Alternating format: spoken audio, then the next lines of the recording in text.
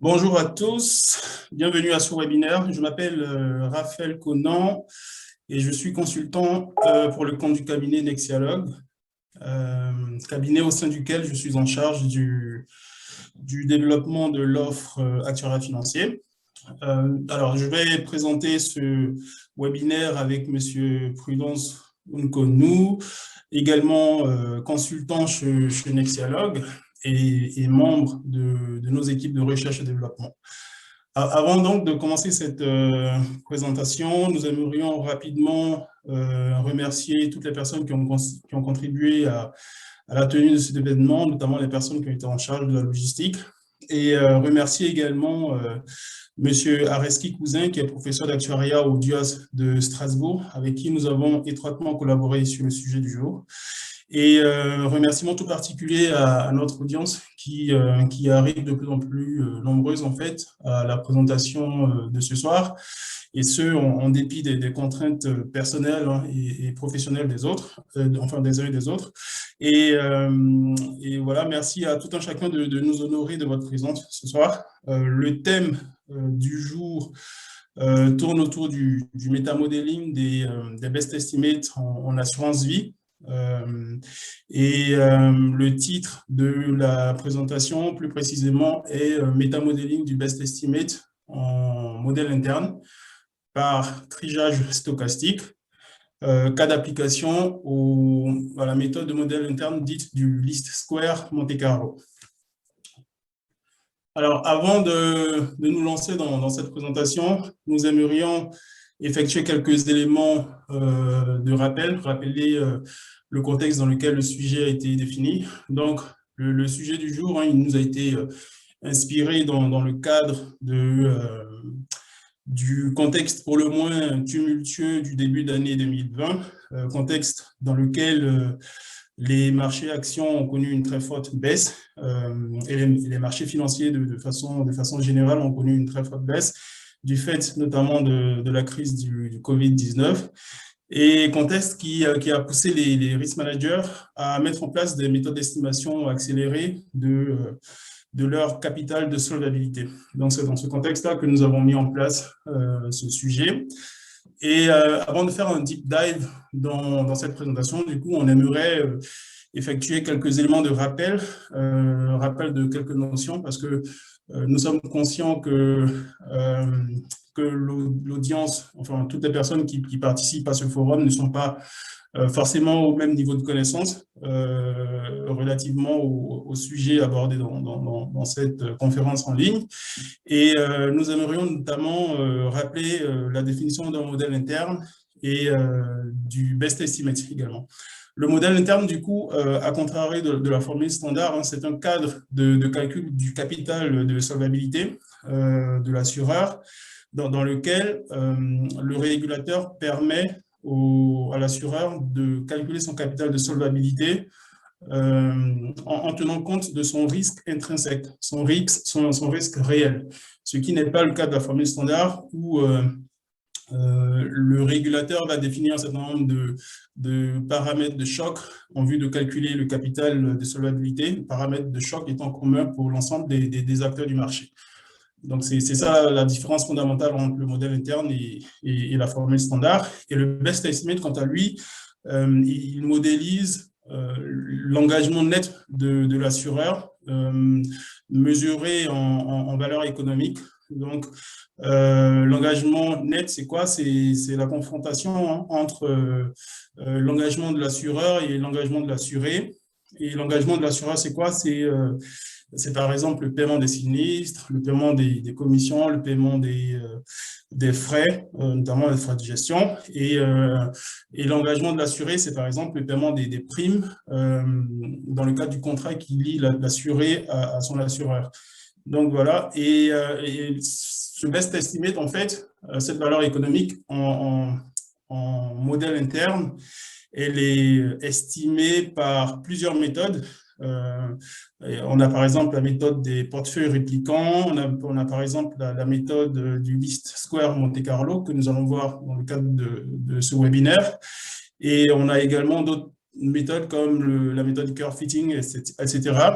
Et, et le but qu'on met à toutes ces méthodes-là, il est triple. C'est d'abord de pouvoir répliquer les best estimates qui sortent des outils ALM des assureurs dans le cadre du calcul du capital de solvabilité, donc méthode permettant de répliquer ces sorties des outils ALM et de mettre en place une fonction qui permette d'extrapoler ces informations-là, ces best estimates, au-delà d'un certain nombre d'observations.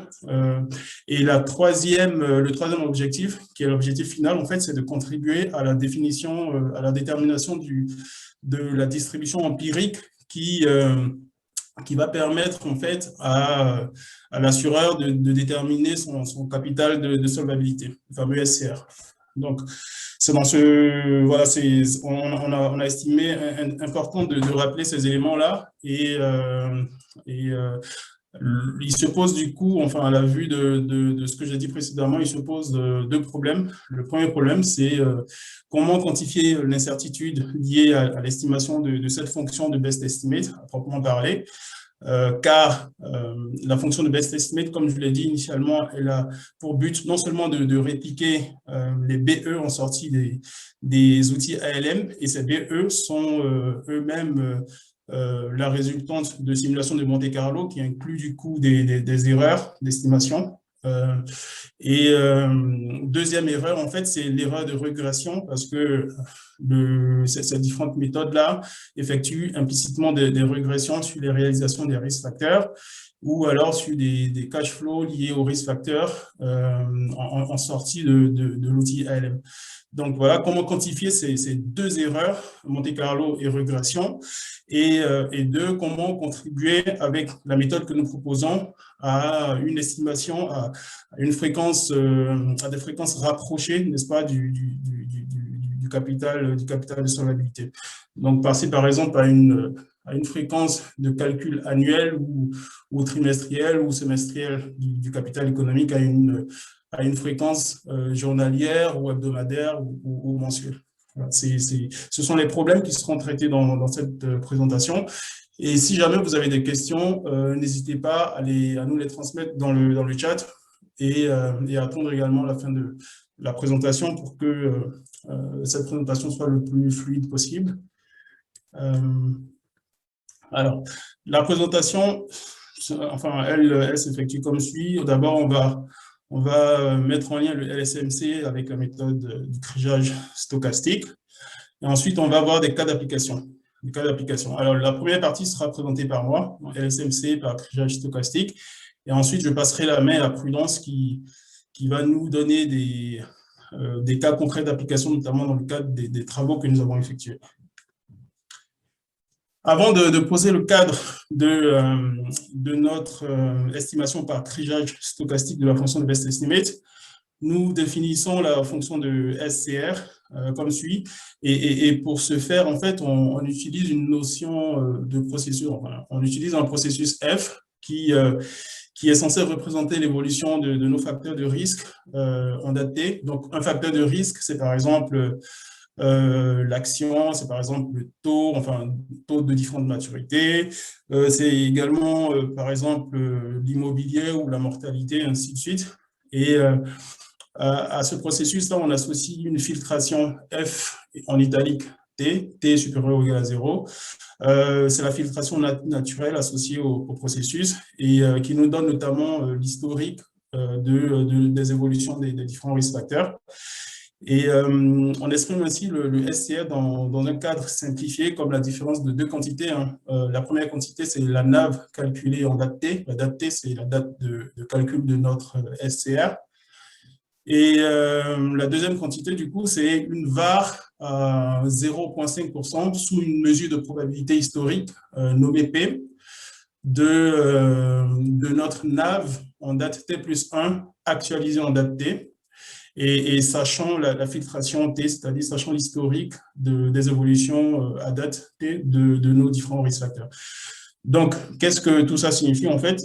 Pour simplifier l'écriture, on sort ensuite la NAV en date T plus 1 et on l'exprime en fonction de l'actif et du best estimate. Donc, la NAV en date T plus 1, c'est l'excédent d'actifs en date T plus 1 par rapport au best estimate. Et le best estimate, c'est ni plus ni moins que l'espérance mathématique sous la probabilité Q. La probabilité Q, c'est la mesure de probabilité risque neutre dans laquelle on va effectuer nos simulations et calculer dans nos différents outils ALM les différents cash flow qui, in fine, permettront de calculer le best estimate. Et on se trouve dans un cadre markovien parce que dans le cadre du calcul de notre NAV en date T plus 1, ce qui va nous intéresser, c'est l'état de nos facteurs de risque en date T plus 1. Donc ici, il y a la notion de recalibrage de nos scénarios économiques, notamment qui vont entrer dans l'outil ALM. Et c'est pour ça qu'on se trouve dans un cadre markovien, c'est-à-dire que les données de marché qu'on utilise pour le calibrage de nos différents scénarios économiques sont des données spot. Donc spot en date T plus 1, et du coup qui inclut l'évolution de nos différents risk factors à cette date-là. Et par la suite, on remplace la fonction de best estimate par une fonction Y de T plus 1 et FT plus 1. Et on réécrit notre fonction de SCR, et c'est cette fonction Y qu'on va essayer d'estimer tout au long de la présentation. Alors, comme on le disait en début de la présentation, le but aussi, le second objectif poursuivi par cette présentation, c'est de pouvoir proposer des méthodes de calcul du SCR à des dates rapprochées. Donc, une fois que le calcul du SCR est effectué en date T, ce qui va nous intéresser, c'est mettre à jour ce SCR en date T', et profiter pour cela de la base existante en date T, et procéder ainsi à la mise à jour de notre SCR. Les dates T et T' sont supposées proches. C'est par exemple du daily ou du weekly ou du monthly. Et donc, la fonction Y qu'on va fitter, c'est cette fonction-là qui se définit de R+, croix l'hypercube réel de dimension D à valeur dans R, et qui a tout X étant défini comme T et le couple T et FT, associe l'espérance mathématique sous la mesure de probabilité risque neutre Q des flux futurs actualisés, sachant le processus, la réalisation du processus en date T, F en date T. Et le LSMC, c'est quoi? Le LSMC, nous l'illustrons par ce faisceau de scénarios là qui se trouve là, juste en dessous avec la flèche. C'est un cadre de calcul qui va nous permettre de mixer deux univers de calcul, deux univers de simulation. Un premier univers dit univers monde réel, où nous avons des simulations primaires, et un deuxième univers de simulation dit univers risque neutre, que nous appelons ici simulation secondaire. Et l'idée, en fait, c'est que en chaque point de simulation primaire, on a un ensemble de réalisations de nos facteurs de risque. Donc, dans cet exemple, en fait, ce que nous montrons, c'est un exemple qui tient pour un risque facteur, d'accord? Et on suppose qu'en chaque point de réalisation, par exemple, sur la flèche intermédiaire du scénario 1, et ainsi de suite, jusqu'au scénario I, et avant d'arriver au scénario M, on a plusieurs réalisations de risk facteurs. Et pour chacune de ces réalisations de risk facteurs, ce qu'on va faire, c'est qu'on va diffuser des calculs en univers monde, en univers risque neutre. Et pour chaque point de fitting, du coup, dans notre approche LSMC, on aura deux branches de scénarios. Genre, une première branche qui va nous donner, par exemple, un calcul de cash flow permettant de calculer des cash flows actualisés pour le scénario montant, et également calculer des cash flows futurs actualisés pour le scénario descendant, et répéter cette simulation pour tous les scénarios, pour toutes les simulations primaires. Et ensuite, dans la suite, on va essayer d'appliquer notre notion de triage à ce dispositif de calcul. Alors, le but du criage, c'est d'estimer, hein, comme je l'ai dit précédemment, c'est d'estimer la fonction y, sachant que l'on dispose d'une base d'apprentissage. Notre base d'apprentissage, c'est l'information donnée par le y et l'information donnée par les x. Et on observe N0 réalisation indépendante des flux futurs actualisés par XI. Donc, concrètement, qu'est-ce que ça signifie? N0, dans notre cas d'illustration ici, ça va correspondre à ces deux scénarios risque neutre. Et XI, ça sera par exemple un vecteur de réalisation de scénario au niveau, par exemple, du scénario monde réel numéro 1, et ainsi de suite jusqu'au scénario monde réel numéro N. Alors, ici, on illustre un peu la notion, enfin, la technique du crigeage sur 3 cas de figure. Ce premier cas de figure est une illustration du crigeage dit classique. Ce n'est pas du crigeage stochastique, donc ce n'est pas ce thème-là qui sera abordé, qui sera retenu dans la présentation, c'est juste une illustration du crigeage classique sur les réalisations sur les deux réalisations monde risque neutre, en fait, qu'on a vu ici tout à l'heure.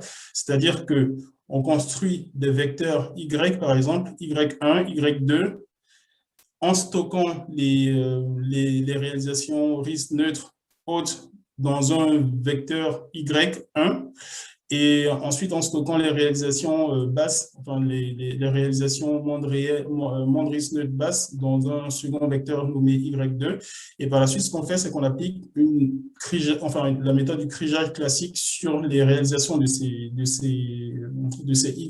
YI là.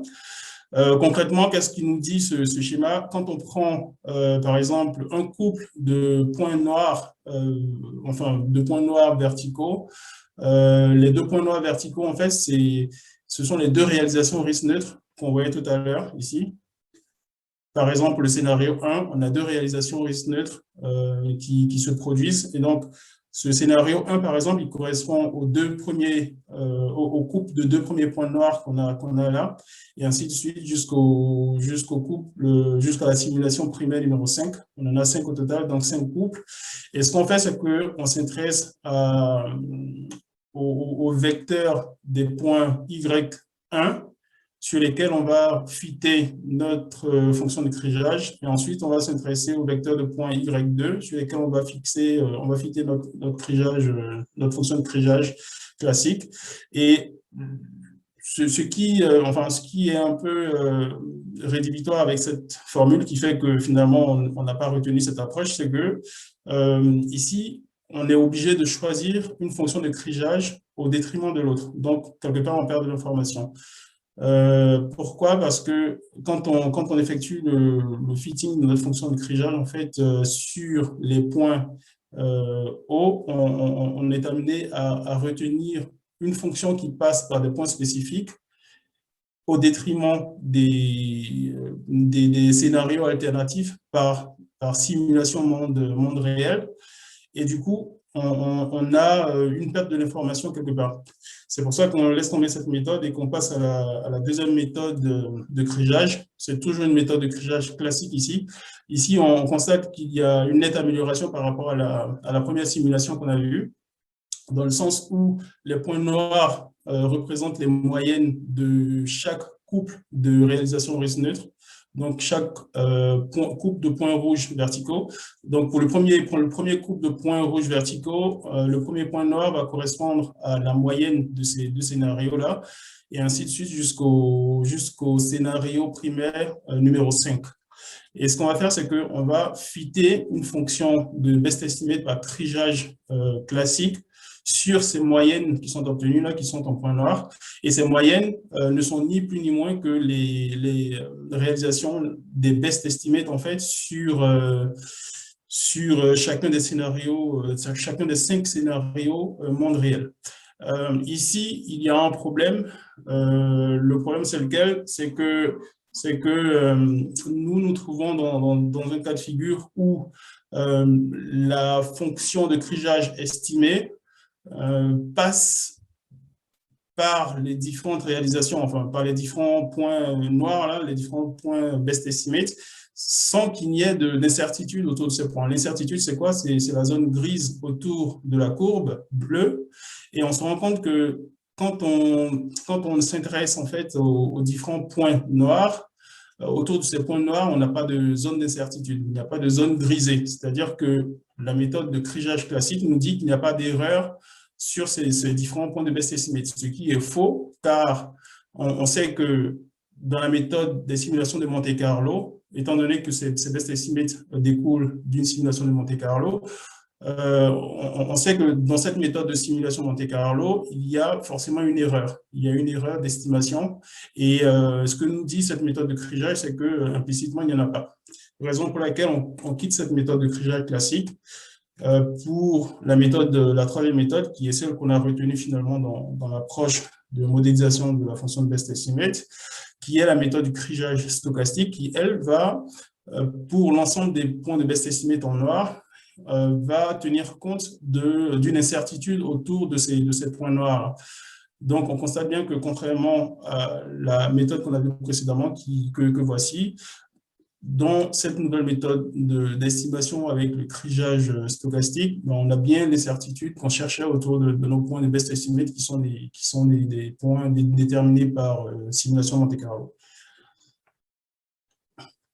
Pour définir la notion de crigeage et l'appliquer du coup à notre méthode d'estimation du best estimate par LSMC, nous définissons un cadre théorique de modélisation avec pour hypothèse que notre fonction y, qu'on a vu précédemment, qui est la fonction de best estimate, est modélisée par un processus gaussien f qui a pour paramètre fonctionnel la fonction m et la fonction k. La fonction m, c'est la moyenne du processus, et la fonction k, c'est la covariance qu'on obtient entre les variables y de xi et y de x'. Donc, pour tout champ, pour tout point xi, c'est un vecteur de réalisation des risques facteurs, c'est-à-dire que quand on revient sur cette flèche-là, on va s'intéresser au vecteur de réalisation des différents facteurs de risque pour le scénario monde réel numéro i, et on va le considérer dans notre approche de modélisation par crigeage en procédant ainsi. Les YI qui représentent les best estimates, c'est-à-dire les résultats obtenus au niveau de chacune des fourches de nos simulations monde risque neutre, seront des observations bruitées. Bruitées nommées YJ, comme je le disais tout à l'heure. YJ, ça sera par exemple la réplication monde risque neutre pour le scénario 1, numéro 1, qui est la flèche montante, et ensuite, on pourra faire le même raisonnement en nommant la réalisation de la réplication numéro 2 du scénario 1, Y2, et faire de même pour chacun des scénarios au monde réel et constituer un vecteur Y1 qui va capter toutes les réalisations risque neutre pour les flèches montantes, et ensuite calculer un vecteur Y2 qui, lui, va capter toutes les réalisations monde risque neutre pour les flèches descendantes.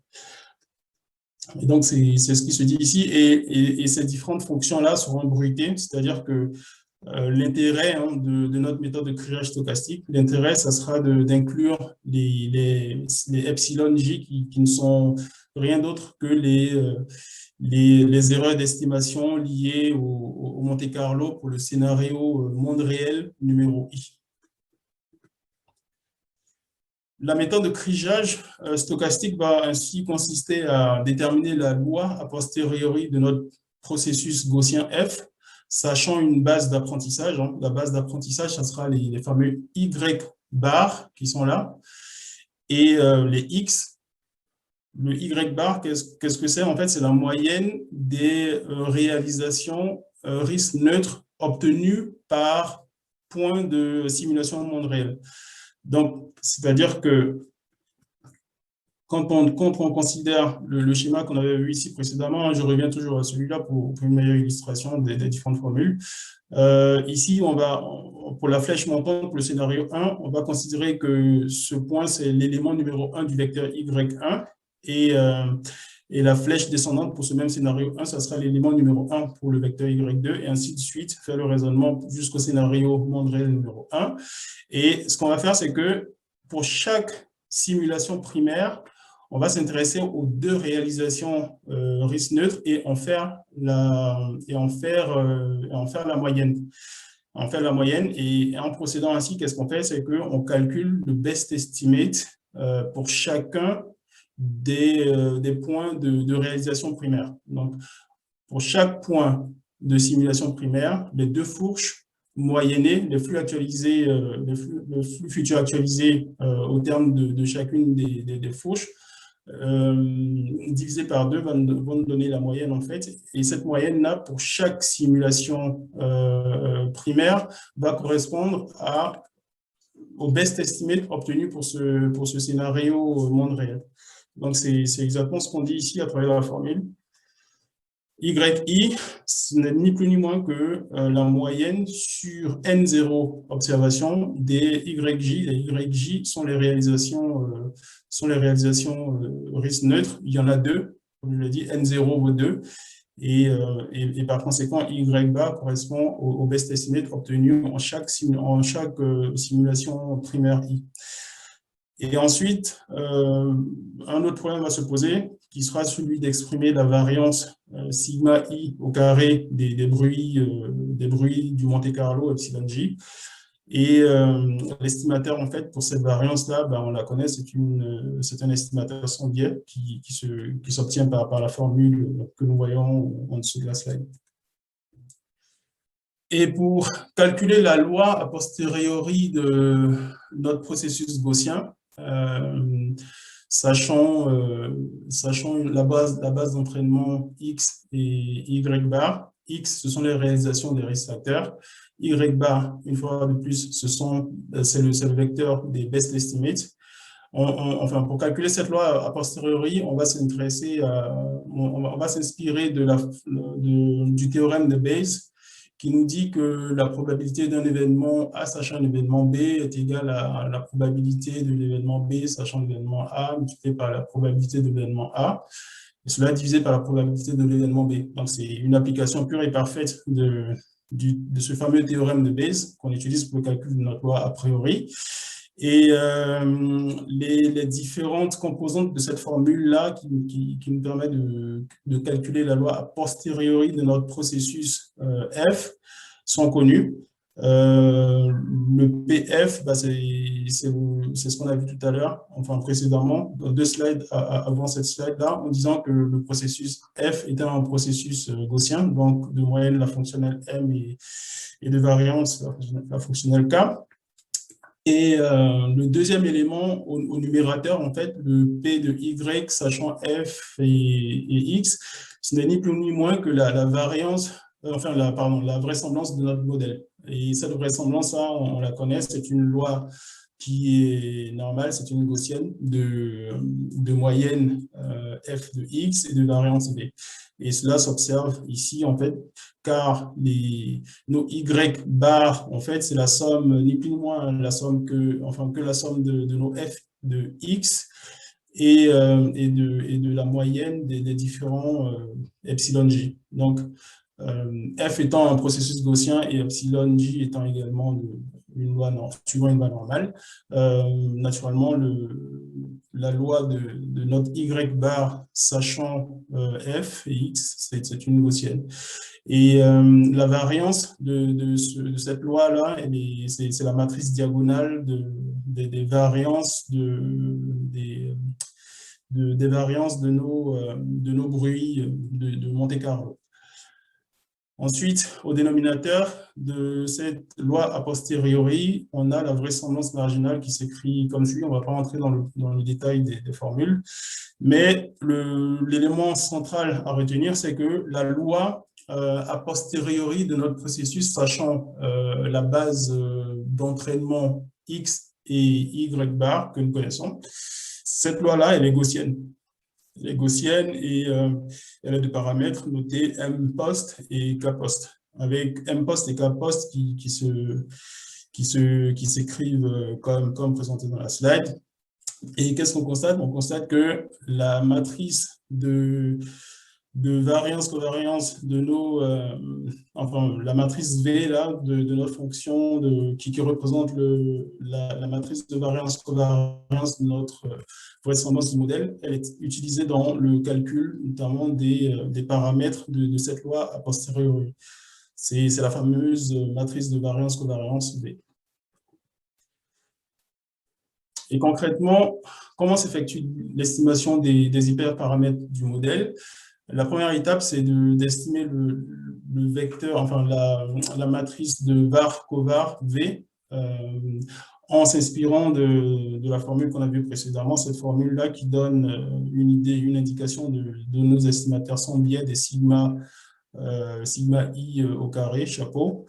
Et en procédant ainsi, on parvient à calculer les estimateurs des erreurs de simulation Monte Carlo et à déterminer du coup la valeur de cette variance de var-covar. Et ensuite, une fois qu'on a ces éléments, ces différentes variances, on passe à l'étape 2 qui consiste à déterminer l'ensemble des paramètres qui vont nous permettre de maximiser la fonction de vraisemblance marginale que nous décrivons ici. La fonction de vraisemblance marginale étant, enfin, concrètement, on va passer par le logarithme de cette fonction de vraisemblance marginale-là. Et ce logarithme, c'est celui qu'on écrit là, le logarithme de la loi de Y, sachant X, etc. Donc, pour la suite, je vais passer la main à Prudence qui va nous montrer enfin, un cas d'application, le cas du coup que nous avons dû mettre en œuvre pour les besoins de nos études et proposer une solution du coup aux deux problèmes que nous avions posés en introduction.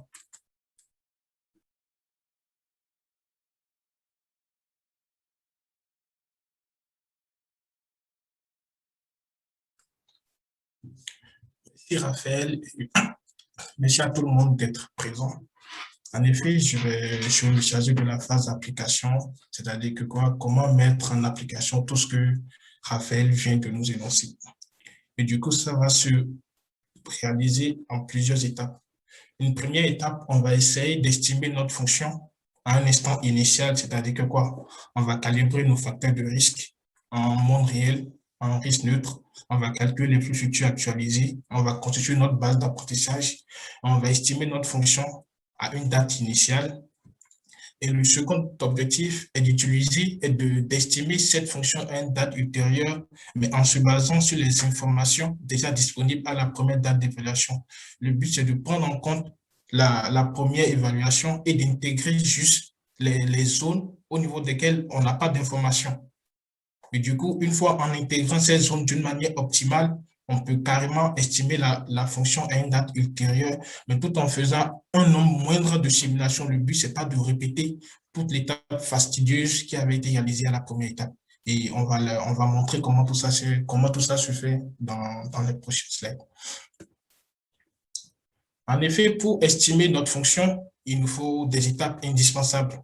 Il nous faut déjà calibrer nos facteurs de risque dans un premier temps et après déterminer les flux futurs actualisés à travers notre modèle ALM. Et du coup, on est obligé de passer par déjà deux étapes préliminaires qui sont la calibration dans un monde réel des facteurs de risque que l'on a identifiés. Nous, on a identifié comme facteurs de risque les actions, les taux, la mortalité et les rachats structurels. Le but, c'est de calibrer tous ces paramètres sur une évolution historique afin de pouvoir les projeter sur un horizon d'1 an. On peut les projeter sur plusieurs années, mais ce qui nous intéresse, c'est d'avoir leur évolution sur un horizon d'1 an dans le but de calculer nos flux futurs actualisés à 1 an du coup, afin d'estimer notre fonction. Dans un deuxième temps, on a mis en place un GSE risque neutre juste pour les actifs financiers parce que le BE se détermine en scénario stochastique pour les risques financiers et en scénario déterministe pour les risques techniques, que sont la mortalité, les rachats structurels et d'autres. Et du coup, nous, on a calibré des générateurs de scénarios économiques en risque neutre pour nos facteurs de risque action, c'est-à-dire les rendements action et les taux, l'évolution des différentes maturités de taux. Après avoir calibré ces deux GSE, on a mis en place un modèle ALM simplifié, mais qui prend en compte tous les aspects d'un modèle ALM. Et ce modèle ALM est nourri par les différents GSE qu'on a calibrés préalablement. Et nous avons en sorti les futurs actualisés. Et nous avons opté pour 1000 réalisations de simulation primaire contre 2 réalisations de simulation secondaire, comme Raphaël vous l'avez dit précédemment. Pourquoi avoir choisi de plusieurs raisons sous-tendent ce choix? La première raison, c'est déjà une contrainte opérationnelle. C'est-à-dire que quoi? En ayant pris 1000 scénarios primaires, on a 2000 scénarios secondaires. Si on en prenait 300, on en fait 3000. Du coup, on a décidé d'en prendre 2. La deuxième raison, c'est déjà au niveau de chaque point de fitting, on a considéré des aléas, des facteurs de risque antithétiques, c'est-à-dire quoi? Les lois normales qu'on utilise pour faire les différentes projections, quand on simule une loi, on prend son opposé. Et tout ça nous permet déjà de réduire la variance et d'assurer une convergence rapide de nos facteurs de nos projections. C'est justement pour ça qu'on a opté pour N0 égale à 2. Mais l'idéal serait d'en prendre quand même plus que 2. Vu les contraintes dont on fait face, on a juste pris 2. Du coup, on a proposé une méthode de calibration en monde réel sur la probabilité risque neutre des lots grandement actions. Dans un premier temps, on a déterminé d'abord la série des lots grandement par la formule log de ST sur ST-1. On a calibré un modèle de Black and Scholes tout simple où les facteurs de risque étaient mu et sigma. Et mu et sigma, on les a déterminés sur l'historique des lots rendements avec des formules empiriques statistiques. Et avec ça, une fois qu'on a mieux sigma, on peut projeter nos prix d'action sur plusieurs horizons, d'où l'horizon 1 an qui nous intéresse. Et je rappelle qu'on a travaillé avec les CAC. Du coup, on a considéré que le CAC, et du coup, le CAC, on l'a calibré on a recueilli des informations de février 2011 à mars 2020. C'est sur cette historique qu'on a fait nos calibrations. Dans un second temps, on a fait une calibration par ajustement de loi, c'est-à-dire on a pris plusieurs lois qu'on a ajustées au lot grandement historique et on a pris la loi qui permettrait non seulement de maximiser le maximum de vraisemblance, mais aussi qui nous était favorable pour le test de Kolmogorov-Smirnov. Et du coup, on a obtenu une loi de Student. Et ce qu'on a fait pour voir si notre ajustement était réaliste, c'était on a comparé les quantiles empiriques aux quantiles théoriques obtenus avec la loi de Student calibrée. On voit que globalement, les quantiles sont assez proches, ce qui nous rassure par rapport à nos différentes calibrations. Et du coup, les lots rendements qu'on a utilisés, c'était des lots rendements mensuels. On les a transformés en lots rendements annuels, histoire d'avoir les chocs annuels qu'on pourrait appliquer. Et là, du coup, au niveau du graphe du bas, on a différents chocs pour plusieurs probabilités, c'est-à-dire pour plusieurs chaînes. Par exemple, pour l'événement bicentenaire qui représente le seuil de 0,5%, notre modèle nous demande d'appliquer un choc sur le rendement d'action de pratiquement moins 60%. Pour le seuil de 1%, on a moins 50% et ainsi de suite. On voit que le fait d'appliquer ces chocs nous permet d'être plus prudent que la formule standard parce qu'on applique un choc qui est supérieur. Après ça, on a un coût d'immobiliser plus de capital. Après, le risque action, c'est pas forcément le risque le plus dangereux du portefeuille, mais quand même, ça oblige un certain capital. Après, dans un second temps, ça nous permet d'être plus prudent, plus conservateur aussi. Pour les taux, pour avoir leur évolution en monde réel, on a opté pour des modèles de réduction de dimension. En effet, on a pris des informations sur l'évolution de taux de février 2011 aussi en mars 2020. Et du coup, on avait une matrice d'évolution pour différentes maturités de taux. Et dans un premier temps, qu'est-ce qu'on a fait? On a déterminé la variation des taux pour chaque maturité. On a déterminé d'abord une matrice de variation. Une fois qu'on a notre matrice de variation, on a centré la matrice et on l'a réduit par maturité aussi pour bien appliquer la CP. Parce que quand on fait la CP sur des données centrées réduites, ça permet d'avoir des résultats plus courants. Et du coup, on a fait ces travaux, on a calibré notre ACP. Et comme on le découvre souvent dans la littérature, on a vu que 3 facteurs le fait de retenir 3 axes était largement suffisant pour expliquer toute la volatilité de la courbe des taux. C'est-à-dire que quoi, on avait, par rapport à l'axe qu'on retient, on retrouve souvent les facteurs de quantification, de niveau et de convexité. C'est vraiment le plus important qui explique la volatilité de la courbe des taux. Et une fois qu'on a calibré avec la CP l'évolution de ces facteurs qui, pour nous, représentent que des séries temporelles, dans un premier temps, on a voulu ajuster un modèle de série temps pour pouvoir les projeter dans le temps afin de déduire leur évolution dans le futur. Mais on a fait des tests de stationnarité et on avait la présence de racines unitaires qu'on pouvait toutefois contourner en différenciant une fois, mais on a quand même laissé parce que la littérature nous proposait une autre méthode plus avantageuse, celle de calibrer un modèle de Vasicek sur les différents paramètres qui influencent la courbe des taux. Et c'est un modèle qui se calibre facilement via une régression linéaire toute simple. Et du coup, c'est ce qu'on a fait. Et avec ça, on a pu projeter les différents facteurs d'évolution qui influencent la courbe des taux sur différents horizons. Et avec ça, on a pu reconstituer la courbe des taux pour différentes dates. Dans un deuxième temps, on a utilisé encore le modèle de Nelson-Segal. Ce modèle nous donne une formule explicite des taux zéro coupon qui est écrit juste en face. Et dans le cadre de ce modèle aussi, on retrouve 3 facteurs aussi qui influencent la courbe des taux qui sont bêta 1, bêta 2 et bêta 3. Et en calibrant ce modèle par rapport aux données qu'on a récoltées on a déduit du coup, on a déduit les séries temporelles pour chaque bêta I. Et chaque bêta I est à leur tour calibré en utilisant un modèle de Vasicek aussi, comme dans la CP, et ensuite projeté pour différents horizons. Et du coup, voilà les 2 courbes qu'on observe, qu'on utilise le modèle d'ACP ou qu'on utilise le modèle de Nelson-Segal. Et ces 2 modèles permettent d'avoir une évolution en monde réel parce que la calibration a été faite sur l'historique des différents du risque pour différentes maturités.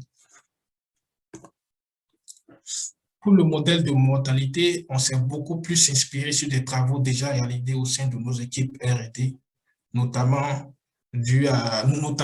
réalisés par Areski et Wang qui ont travaillé sur le risk adjustment de l'IFRS 17 qui d'ailleurs avait fait l'objet d'un webinaire.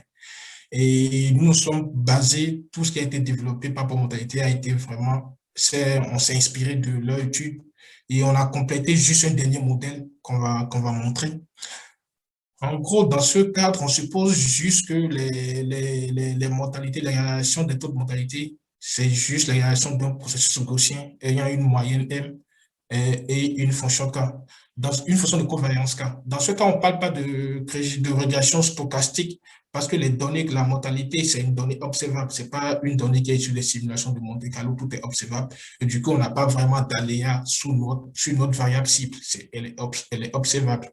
Et c'est justement dans ce cas, on parle de grillage stochastique simple, pas de grillage standard simple, pas de grillage stochastique. Pour faire notre calibration de la mortalité, on a utilisé une fonction de covariance gaussienne. Elle est gaussienne parce qu'on a choisi une fonction de densité qui ressemble à la fonction de densité gaussienne via l'expression. On a utilisé plusieurs fonctions de moyenne. Les 3 premières fonctions de moyenne sont vraiment inspirées de l'étude qui a été réalisée dans nos équipes R&D. Et la toute dernière fonction de moyenne qu'on a utilisée a été mise en place dans notre cadre d'étude. Et là, on a considéré que la mortalité était une fonction linéaire de l'année et on a considéré l'âge qualitatif en interaction avec l'année. C'est-à-dire, on veut vraiment quantifier qu'est-ce que l'évolution au fil des années apporte à l'amélioration des taux de mortalité, qu'on ait 2 ans, 3 ans, 4 ans ou autre. C'est vraiment qu'on a considéré ça. Après, le problème dans ce modèle, c'est qu'il y a plusieurs paramètres à calibrer. Il y en a pas mal. Et c'est vraiment le problème dans ce modèle, dans cette fonction de moyenne. Quand même, on a essayé de faire la calibration. Et notre base basolaire est constituée des âges allant de 0 à 110 ans sur une période de 1995 à 2015. Et pour des soucis d'interprétation du modèle, on a juste pris le modèle 2 où on a que 3 paramètres qu'on peut expliquer facilement. Après, l'interprétation est valable pour tous les autres paramètres. Et quand on a fait notre calibration du modèle, on a estimé des hyperparamètres. Le bêta 0, c'est l'intercept. Le bêta 1, c'est le paramètre par rapport à l'année, ce qui est assez cohérent parce que plus l'année, plus on évolue dans le temps, plus la mortalité diminue pour tout type d'âge. Le bêta 2, c'est par rapport à l'âge, c'est l'impact de l'âge sur la mortalité, ce qui est assez logique parce que plus l'âge augmente, le bêta 2 est positif, ce qui est assez logique parce que plus l'âge augmente, plus la mortalité tend à augmenter, la probabilité de décéder tend à augmenter. Le θ-âge et le θ-IE sont des paramètres de lissage. En gros, ces paramètres nous apportent l'information sur quelle variable impacte plus la volatilité de notre fonction estimée. Si on prend, pour être plus explicite, c'est-à-dire que quoi? Dans ce cas, si je prends la fonction de covariance, plus le θ est grand, plus cette quantité tend vers 0, et qu'on prend l'exponentielle de 0, on a 1. En gros, la quantité exponentielle de tout ça représente un truc s'appelle la corrélation, en fait. Du coup, plus θ est plus grand, on a une corrélation 1. Plus θ est petit, on a une corrélation qui est nulle. C'est-à-dire qu'on n'a pas de relation linéaire. En quelque sorte, c'est comme ça, il faut le voir sur un facteur de lissage.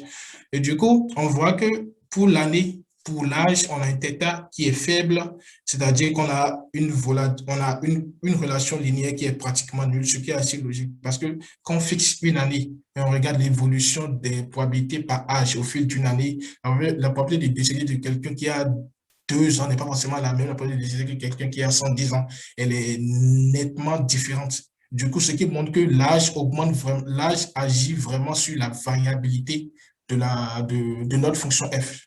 Par contre, par rapport à l'année, on voit que le θ exprimé pour l'année est de 40, qui est beaucoup plus grand, ce qui montre que θ n'a pas trop d'influence, θ de l'axe année n'a pas trop d'influence sur notre mortalité, ce qui est assez logique. D'abord, on a considéré nos données de 1995 à 2015.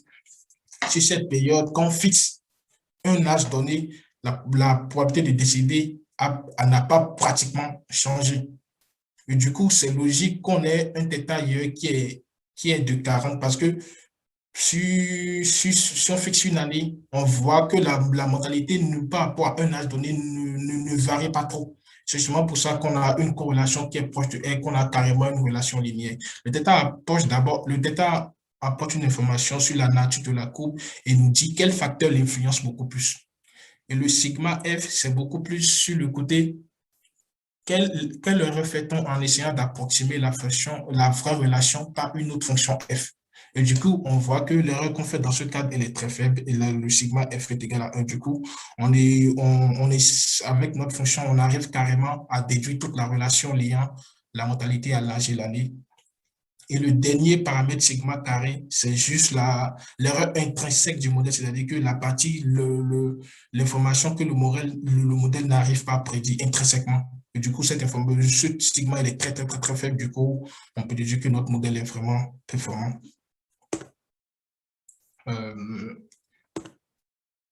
Ça. Du coup, on a comparé plusieurs modèles, nos 4 modèles qu'on a illustrés ici, et plus un modèle qui est plus utilisé sur le marché, le modèle de l'indicateur aussi.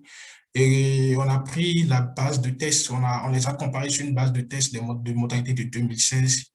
Et on voit clairement que c'est le modèle 4, le modèle qu'on a introduit avec l'âge qualitatif et en interaction avec l'année, qui donne des résultats meilleurs que les autres, même si la calibration a été très fastidieuse parce que ça prenait beaucoup de temps, vu le nombre de paramètres qu'il fallait calibrer.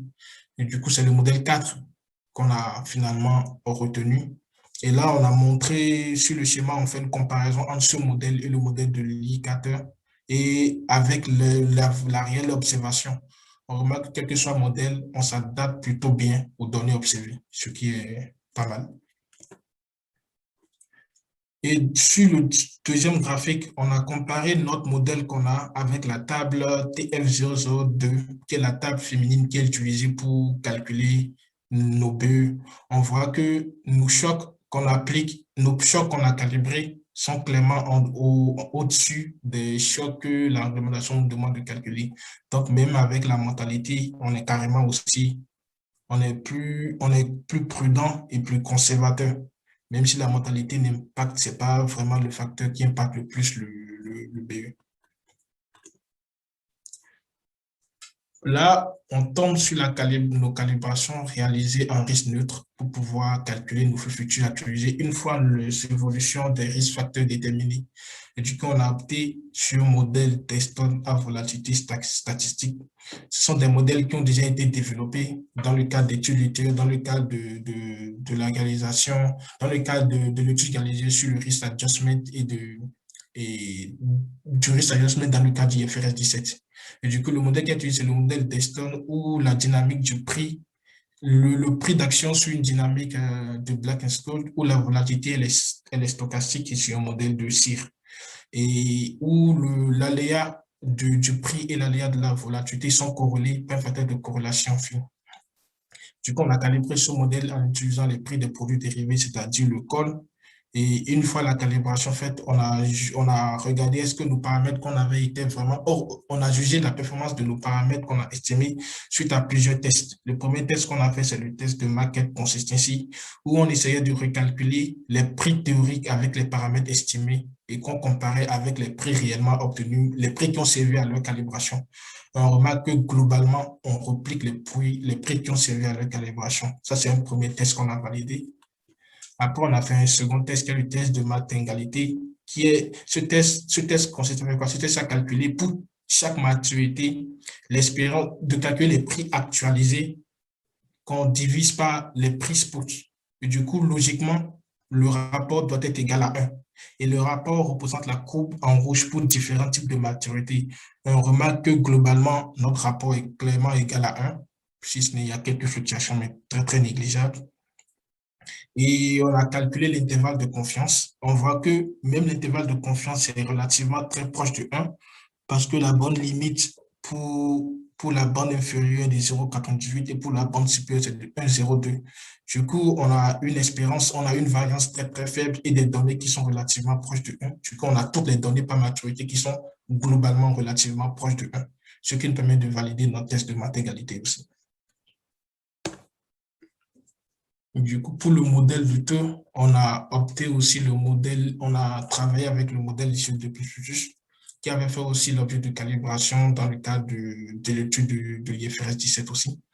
Et avec ce modèle, on a calibré avec les prix de produits de marché qui sont des swaptions.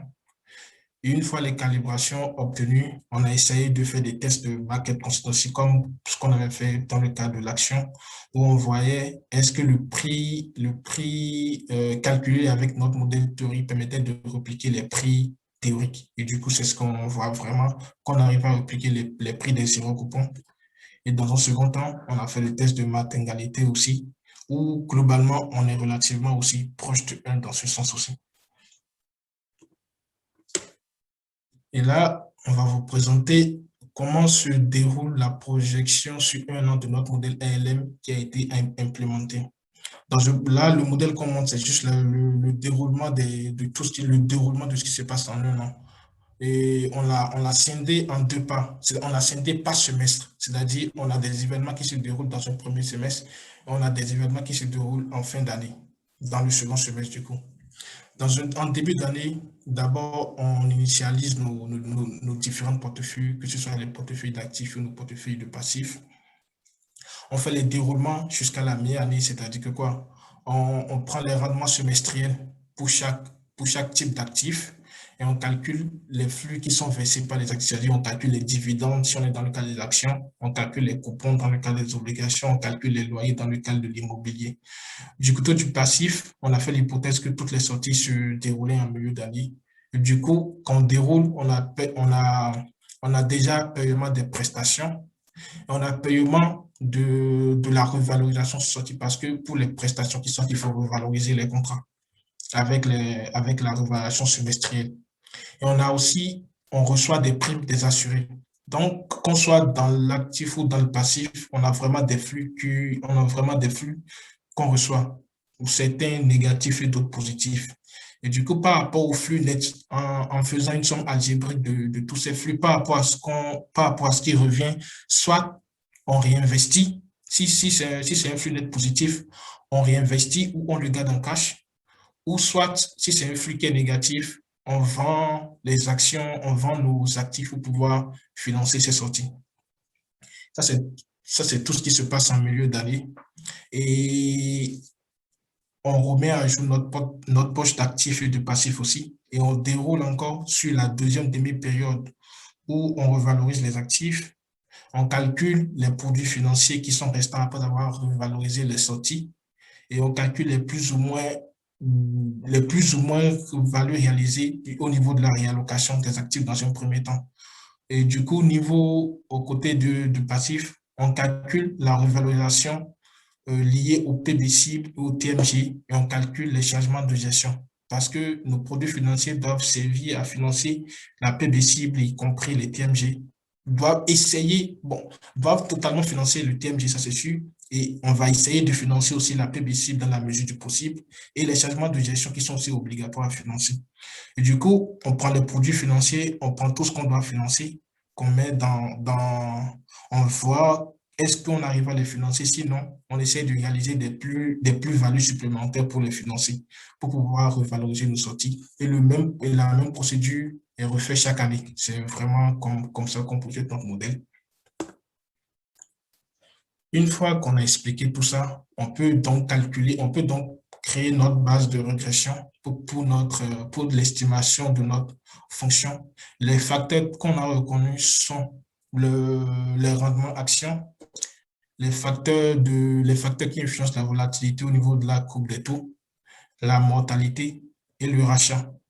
On rappelle comment on a calibré ces différents risques facteurs en monde réel. En action, on a calibré en monde réel les lots rendements qu'on a projetés sur un horizon d'un an.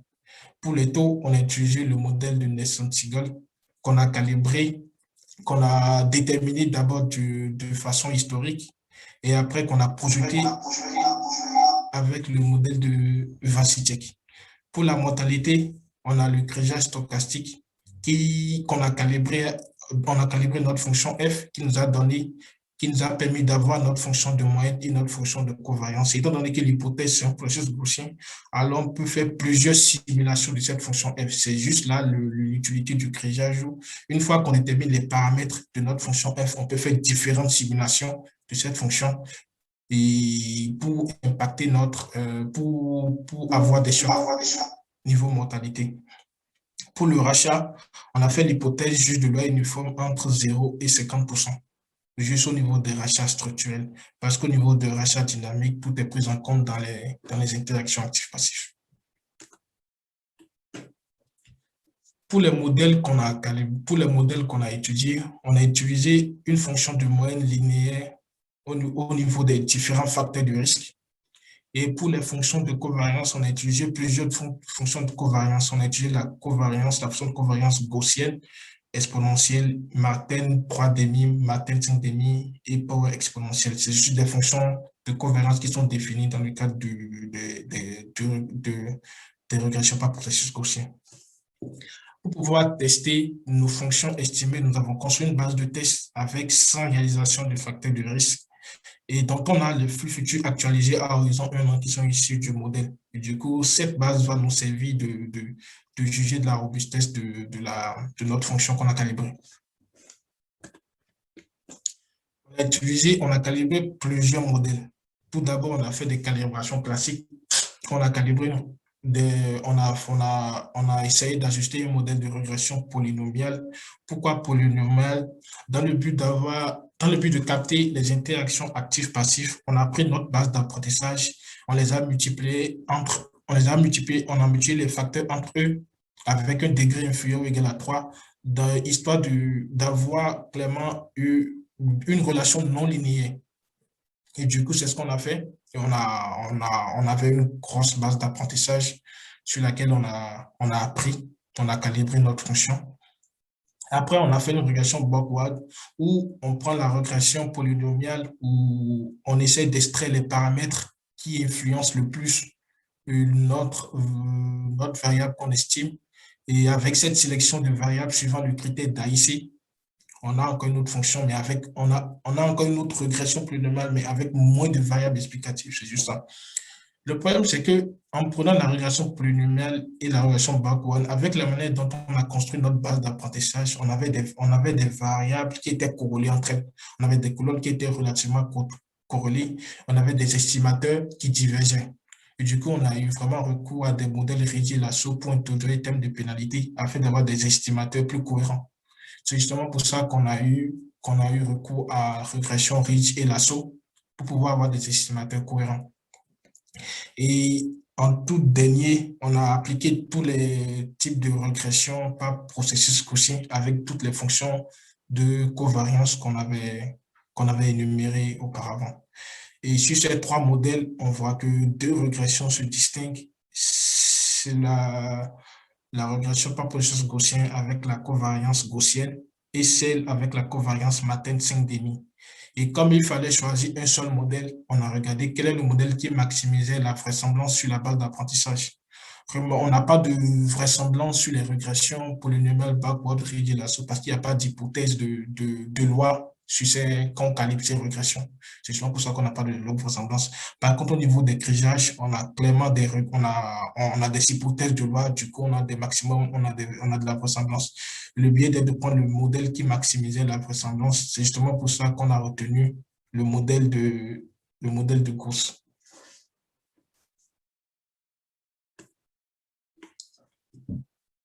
Et du coup, c'est pour vous montrer comment s'écrit la covariance gaussienne pour pouvoir bien faciliter l'interprétation des paramètres qu'on a. Du coup, on remarque que pour chaque facteur de risque, on a le sigma F et on a le L. Le L qui est le facteur de lissage qui apporte l'information sur quel facteur apporte plus de variabilité sur notre fonction. Et après, on a les paramètres, on a le bêta qui représente les paramètres de la fonction de moyenne. Du coup, ce sont ces paramètres de la fonction de moyenne de la covariance qui sont calibrés. Et du coup, là, clairement, on peut interpréter, on peut dire que quoi? Si on prend l'action, si l'action augmente de 1%, on a notre base estimate, notre futur actualisé qui augmente de 13 668 409. C'est juste l'interprétation d'un modèle linéaire simple. Bien que ce n'est pas les mêmes manières de calibration, ce n'est pas les mêmes modèles qui ont été utilisés. C'est justement l'avantage du QGIS parce que c'est un modèle qui permet, c'est un modèle de machine learning, mais qui a vraiment le but d'être facilement interprétable et qui nous permet d'estimer des sensibilités. Dans le but, une fois qu'on a cette sensibilité, on peut facilement choquer nos facteurs de risque dans des dates futures et calculer quel capital on doit mettre de côté suite à l'évolution de nos différents facteurs de risque. C'est justement pour ça qu'on a choisi, c'est justement l'une des raisons qui nous a poussé à choisir le triage. Et la deuxième raison était, comme Raphaël l'avait dit auparavant, le fait qu'il permet d'intégrer l'erreur introduite par les simulations de Monte-Carlo, vu qu'on travaille sur les Y-bar qui représentent la moyenne empirique, qui sont des variables aléatoires, dont ayant une moyenne et une variance. Et du coup, le but était de capter quelle est la variance introduite par cette moyenne empirique qui est une variable aléatoire. Et là, du coup, ce qu'on a fait, c'est de représenter dans un graphe, par rapport à notre base de test, nos observations et nos predictions, et en même temps l'intervalle de confiance. On remarque que globalement, nos observations, nos prédictions fit bien nos observations et que toutes nos données observées sont vraiment dans l'intervalle de confiance. Et je redis que pour qu'on soit beaucoup plus en phase, je vous montre la formule de l'intervalle du cas que Raphaël nous avait montré, c'est ça. Le cas c'est vraiment l'erreur au niveau du modèle qui intègre l'erreur de Monte-Carlo qui est le V. Parce que le V qu'on a ici, il est estimé avec les variances empiriques des différents flux futurs actualisés pour chaque réplication. Et du coup, chaque réplication a sa variance, d'où on a la matrice diagonale. Et cette variance est intégrée dans le cas post, qui est la fonction de covariance a posteriori. Du coup, cela nous permet d'intégrer l'incertitude liée aux simulations de Monte-Carlo qu'on fait. Et après, on a aussi l'incertitude de régression. Et du coup, on arrive qu'avec ce modèle, on arrive vraiment à incorporer toutes ces deux incertitudes qui sont prises pour avoir notre intervalle de confiance à ce niveau. On remarque que tous les points observés sont vraiment contenus dans notre intervalle de confiance, ce qui nous rassure bien aussi. Et on a appliqué des tests sur les sensibilités. On a appliqué des chocs de 1% avec notre BE calculé avec le modèle ALM et notre BE calculé avec le proxy. Et on voit qu'on avait des écarts relativement faibles au niveau de la sensibilité des taux. On a fait le même exercice au niveau des rachats. On voit qu'on a aussi des écarts relativement plus faibles comparé au taux.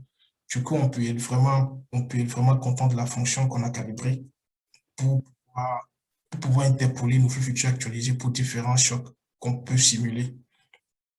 Et là, on a essayé de représenter le BE en fonction des chocs combinés de rachat de l'indice action, de rachat de taux et de l'action et du niveau des taux. Et là, on va passer vraiment à la valorisation à une date ultérieure. C'est-à-dire, on a montré toute l'étape fastidieuse où on fait toutes les simulations, les 1000 simulations, où on calibre notre fonction qui prend énormément de temps. Et là, ce qu'on veut montrer, c'est juste comment utiliser ces informations déjà disponibles. Et en incorporant des informations, en incorporant des zones qui nous apportent de nouvelles informations à notre date de calcul, comment estimer efficacement notre nouvelle fonction pour ne pas répéter toute l'étape difficile qu'on avait fait avant. C'est justement l'étape de cette deuxième, c'est justement ce qu'on va montrer dans cette deuxième étape. Où l'objectif est bien évidemment d'estimer la fonction à une date T' avec T' supérieur ou égal à T. Mais de l'exprimer à T' parce que le but c'est d'avoir le BE à 1 an. C'est pourquoi on a T' plus 1 avec l'évolution des nouveaux facteurs de risque à FT' plus 1. Mais avec T' supérieur ou égal à T, on a quand même un décalage. Quelles sont les étapes intermédiaires pour l'estimation de cette nouvelle fonction? Il faut forcément formuler l'hypothèse d'évolution des facteurs de risque jusqu'à FT' plus 1 parce qu'en T', forcément, on n'aura plus forcément les nouveaux facteurs de risque. Mais si on suppose que T' n'est pas très grand de T, n'est pas trop éloigné de T plutôt, on aura de nouveaux facteurs de risque, mais qui ne sont pas vraiment trop différents de ce qu'on avait. Mais quand même, le but, c'est de faire de nouvelles hypothèses sur l'évolution parce qu'on n'est pas au même moment. Dans un second temps, on simule un nombre grand N' de facteurs de risque liés à cette nouvelle évolution. Mais en prenant le soin de simuler un nombre grand N' qui est relativement très inférieur à grand M. Grand M, c'était 1000. Dans ce cas, on peut simuler 100, 200, mais relativement fait par rapport à la première simulation. Et dans un troisième temps, on détermine les flux futurs actualisés à un an liés au scénario des facteurs de risque qu'on a au niveau des N'. C'est-à-dire pour les N', il faut déterminer les flux futurs actualisés associés à chaque N'. Mais n'oublions pas que pour chaque point de fitting, on fait 2 réplications, ce qui augmente beaucoup plus la complexité. Du coup, le fait de diminuer drastiquement le R nous permet de réduire, même si on a 2 fois N', de réduire quand même aussi toute la simulation secondaire. Et là, ce qui intervient aussi dans un deuxième temps, c'est l'intégration de la variable temporelle. Parce que là, on va combiner des facteurs de risque calibrés à des instants différents. C'est justement pour ça, pour les facteurs de risque qui ont été calibrés en instant T, on introduit une variable binaire qui prend 0 pour les facteurs de risque calibrés en T et 1 pour les facteurs de risque calibrés en T'. Comment construire notre base d'apprentissage en T'? Qu'est-ce qu'on fait? On a simulé N' réalisation de nouveaux risques facteurs. Après, le but, ce n'est pas de les intégrer, tous ces facteurs, dans notre nouvelle base d'apprentissage, parce que parmi ces facteurs, on a certainement des zones qui ont déjà été explorées au cours de la première date d'évaluation. Le but, c'est vraiment de prendre les facteurs parmi ces N' qui nous permettent d'avoir un certain nombre d'informations dont on ne disposait pas au préalable. C'est pourquoi l'objectif est de compléter grand N', grand N facteur de risque, grand N qui est inférieur ou égal à grand N'. Si on suppose que tous les N' sont des nouveaux, apportent de nouvelles informations, on va toutes les incorporer. Mais dans notre cas, on n'avait pas les N' qui apportent toutes de nouvelles informations. Du coup, le but, c'est de compléter grand N qui est inférieur à grand N' à la base antérieure. Et comment on s'y prend pour déterminer quel facteur de risque apporte plus d'informations ou pas? Initialement, on utilise notre fonction qu'on avait estimée à la date préalable avec laquelle on prédit tous les N' nouveaux facteurs de risque FT' plus 1. Je vous rappelle que pour les N' facteurs de risque on avait déjà les réactions de futurs actualisées avec notre modèle ALM. C'est ce qui a été mis au niveau du troisième point, détermination des futurs actualisés, associé à chaque scénario. Du coup, on les observe déjà. Mais par contre, on les prédit aussi avec l'ancienne fonction estimée. Donc, on a ce qu'on a prédit, on a ce qui se réalise. Qu'est-ce qu'on fait? On peut calculer les erreurs au niveau de chaque N'. Et le but, c'est d'intégrer dans notre nouvelle base, dans l'ancienne base d'apprentissage, les observations sur lesquelles l'erreur est maximale. C'est-à-dire que quoi? Les observations sur lesquelles l'erreur, ça veut dire que c'est un endroit, c'est une zone dont on n'avait pas les informations. Du coup, on prend cette observation, on l'intègre dans notre base d'apprentissage. Et à l'intégrant, il faut ne pas oublier d'estimer le sigma chapeau qui lui est associé parce que le modèle de création stochastique exige d'avoir ce sigma avant vraiment de calibrer, afin de l'intégrer dans l'estimation des paramètres pour calibrer nos fonctions, tout en incorporant cette incertitude de Monte-Carlo. Et du coup, on fait ça. Et une fois, après avoir intégré ça, on intègre encore la variable temporelle pour dire que quoi? Ce facteur qu'on intègre, ce n'est pas un facteur qui a été calibré antérieurement, c'est un nouveau facteur qu'on a. Et du coup, pour lui, la variable T prend la valeur 1. Et ici, une fois, au fur et à mesure qu'on complète, on ajoute la variable temporelle qui est binaire. Et à chaque fois, le modèle recalibre les hyperparamètres et on refait la procédure jusqu'à compléter la toute dernière information qu'on veut. Par rapport à ce que nous, on a fait, on a utilisé ces camps d'égalisation. Dans notre première évaluation, on avait 1000 égalisations. Et dans le second temps, on a utilisé ces camps d'égalisation.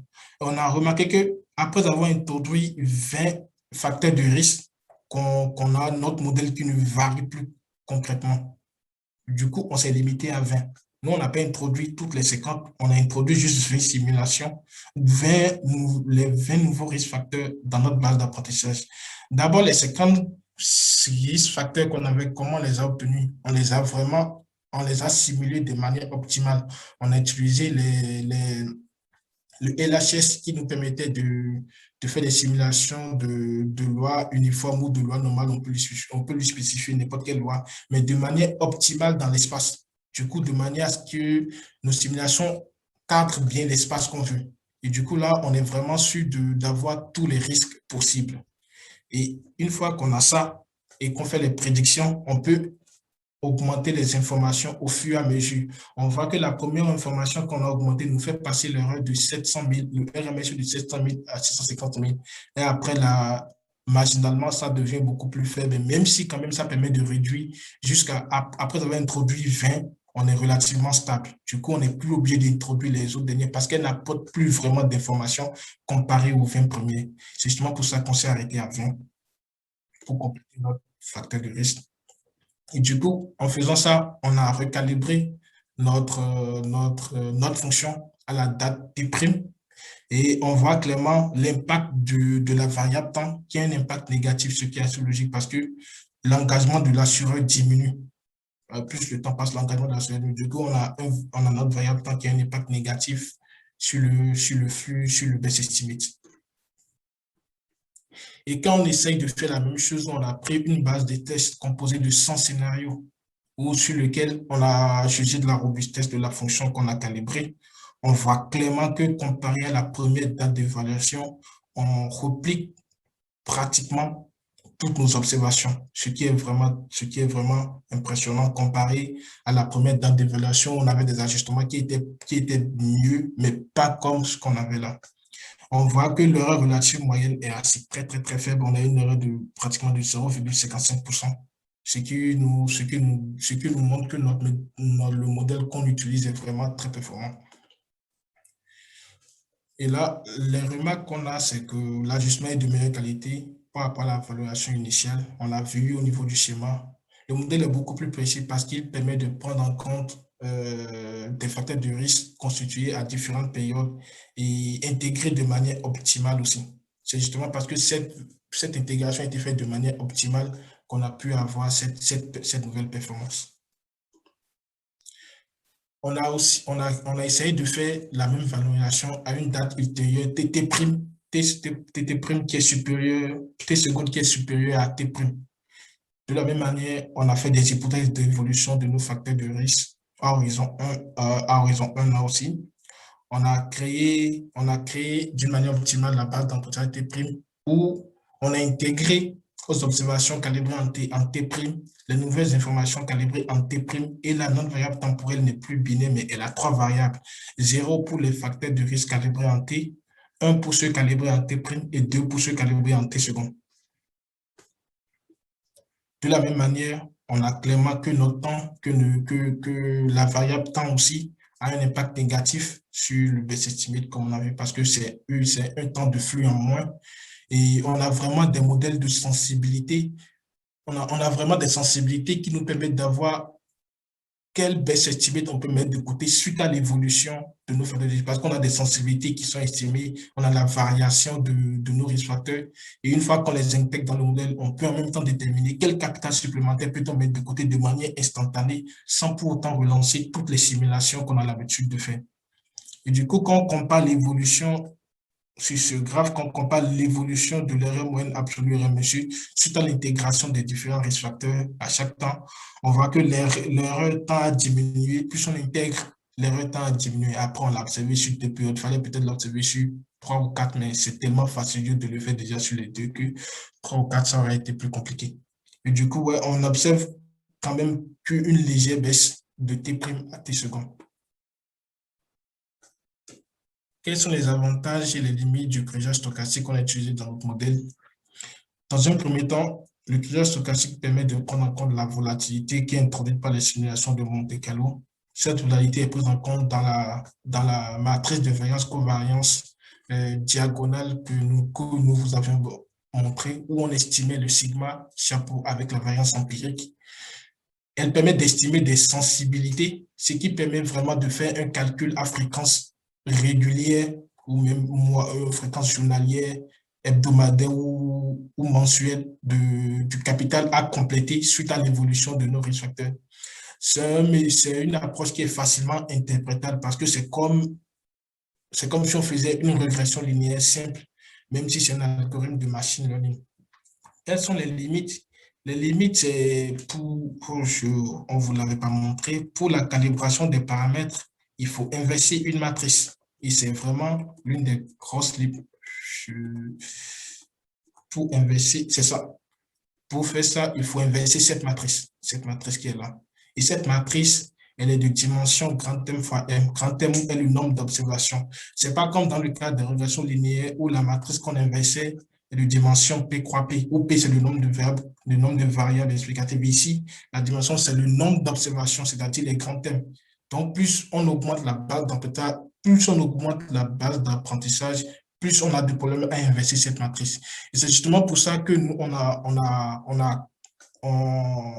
a proposé une manière d'enrichir la base de manière optimale afin de ne pas intégrer toutes les informations qu'on a au moment d'une nouvelle période. C'est justement cette limite qui nous permet aussi d'adapter cette approche de construction optimale de notre base d'apprentissage.